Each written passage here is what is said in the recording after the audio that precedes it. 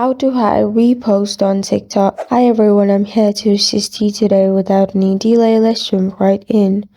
First, open TikTok on your device. Then click on your profile at the bottom right corner of your screen. Here, make sure you're logged into your account. Then click on the three lines at the top right corner of your screen. Go to Settings at the top right again. Here, you'll find Privacy. Click on it. Then you won't find Repost Private option in here. So what you can do is click on Private Account at the top and turn on Private Account. Make sure the circle is on the right side.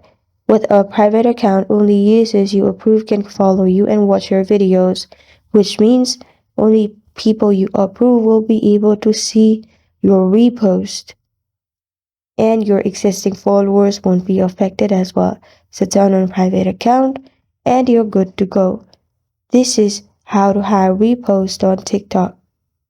Thank you for joining me today. If this video helps you out, please leave a like and subscribe for more. Got a question or want to suggest a topic? Comment below. Thank you for watching.